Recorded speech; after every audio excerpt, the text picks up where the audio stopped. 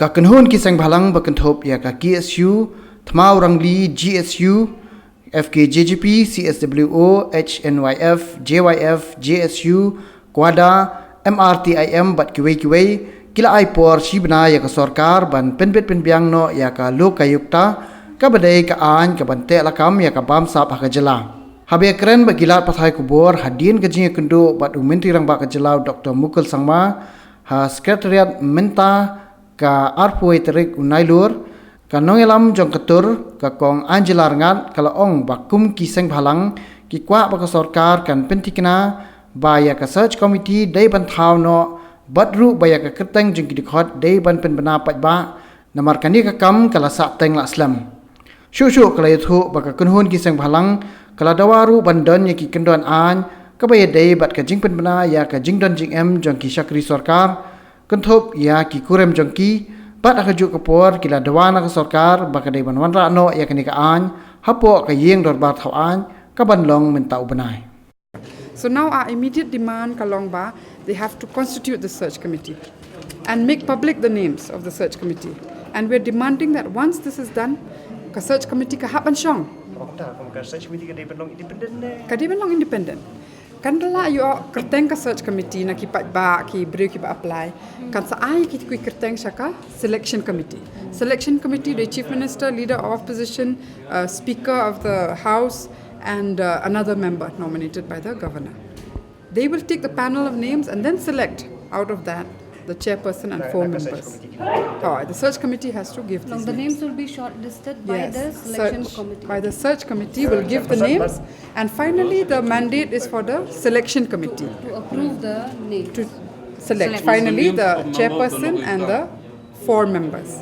Now, last year he had given an assurance that he will operationalize within 5 months. That was 2014.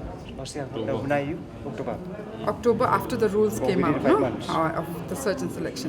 Now it's more than that. Operationalize Lokayukta means ban set up, but they will don't know ki beri ka Lokayukta. ka search committee badon. Search committee rupat dan, KK rupat dan, mentah ka jing dawa jungi kalong immediately but they will set up within one month. Ya ka search committee. Mende tanya ke search committee. Search committee you do whatever you have to do, you put it up, but within 1 month at least the panel of names. But don't you think that you have to give sufficient time? You have to give sufficient time. But we are assuming ba ula ong lupa san benai ti. Tenging akan thuk lupa ti san benai ula ong na rumen shwa. Kila ade pyntrei aga to kapor. Te mentangi ni a short time ba de bande would.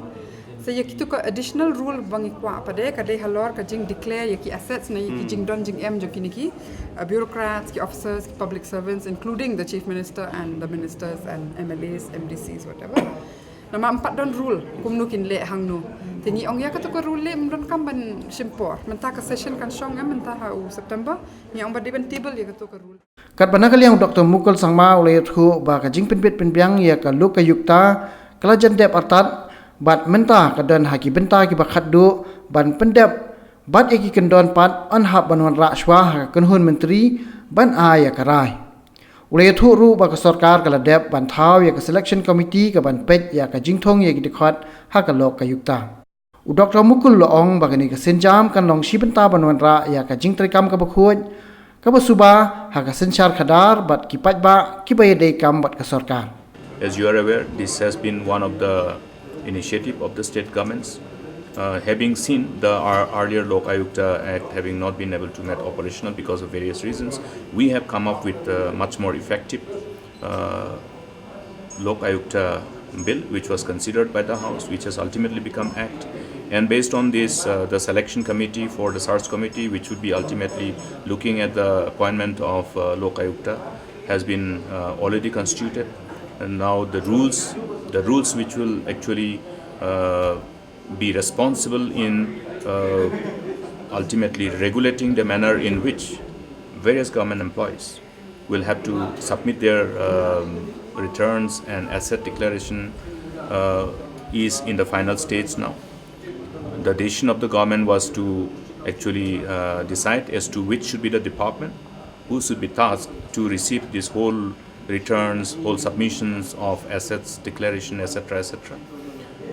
Government has taken a decision that it will be the personnel and AR department who will be tasked with this job, and We hope that the rules, as it is completed by the concerned department, once brought for the consideration of the cabinet, we will be able to see that the rules are put in place, notified.